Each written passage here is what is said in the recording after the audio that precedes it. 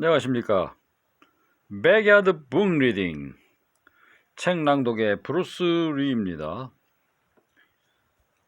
오늘의 제목은 하륜 태종의 킹메이커. 선구독, 공유, 좋아요 설정하시면 알지 못하는 방법과 경로를 통해서 좋은 일이 생깁니다.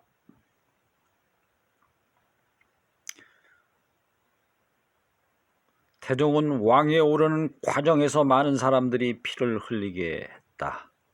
고려 말 정몽주를 제거했고 1398년의 왕자의 난 때는 정도전과 방석이 태종에게 희생되었다.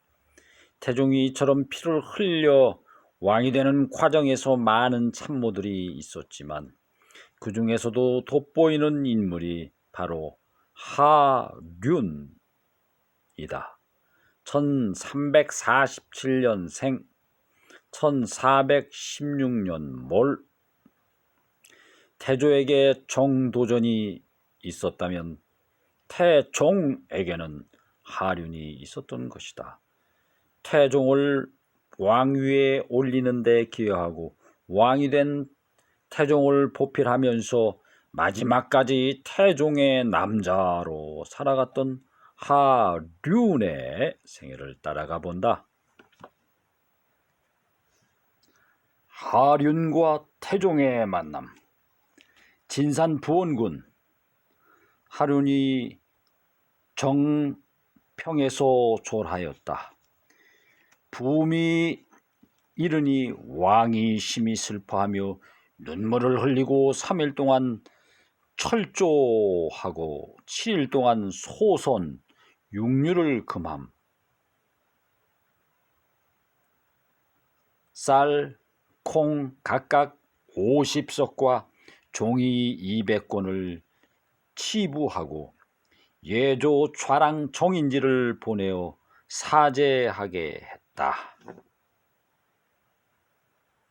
용인의 정몽주 묘역에 있는 신도비.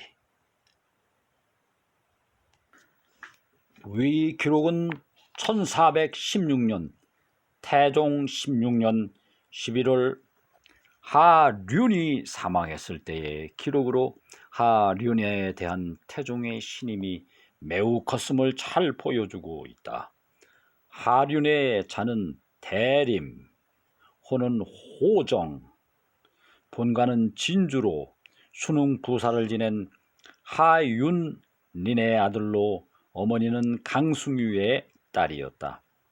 공민왕이 본격적으로 개혁 정치를 펼치던 1360년, 즉 공민왕 9년에 국자 감시, 1365년에 문과에 급제하여 관직에 진출하였으며 이흰복과 이색의 문화에 들어가 신흥사대부의 길을 걸었다.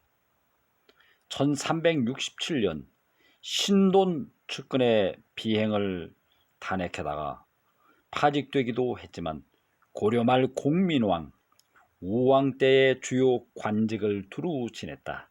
하윤에게 정치적 위기가 온 것은 1388년 최영이 주도한 요동정벌에 반대하다가 양주로 유배된 것이었다.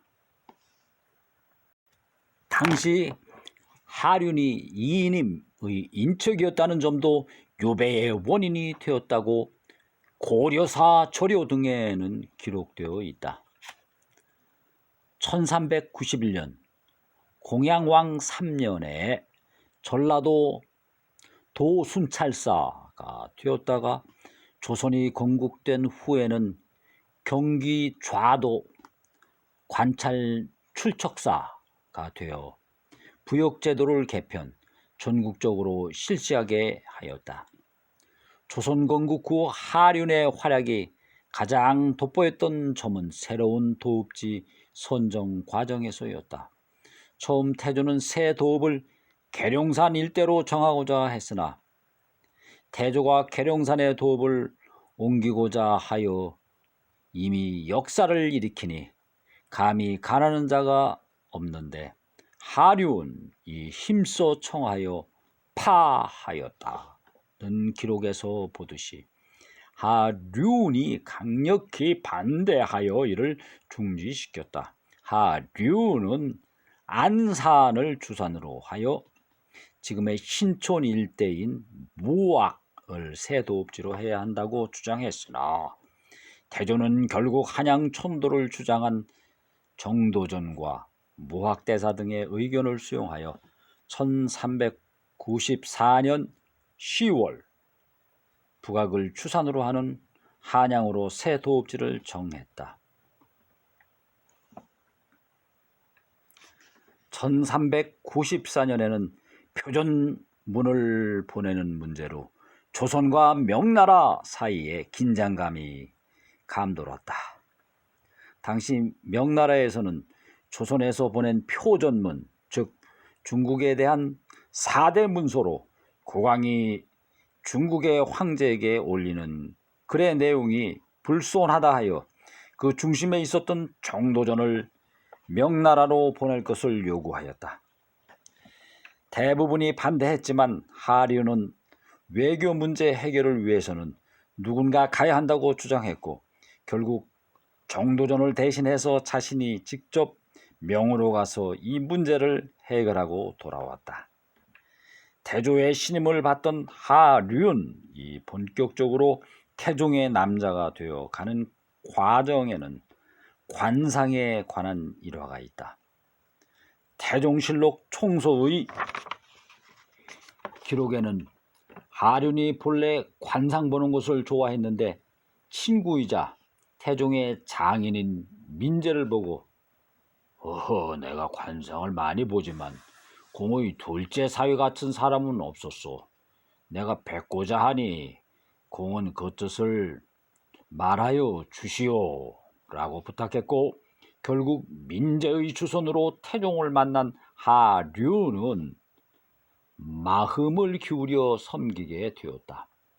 관상을 본 하륜이 이방원의 풍모를 보고 먼저 접근했다는 것은 킹메이커 자질을 잘 보여준다. 공동의 정도전의 존재가 두 사람을 확실히 결속시켜 줬다는 점도 주목된다. 당시 왕자였던 이방원은 태조의 절대적인 신임 속의 세자 방석의 후견인 역할을 했던 정도전에 대한 반감이 매우 컸다.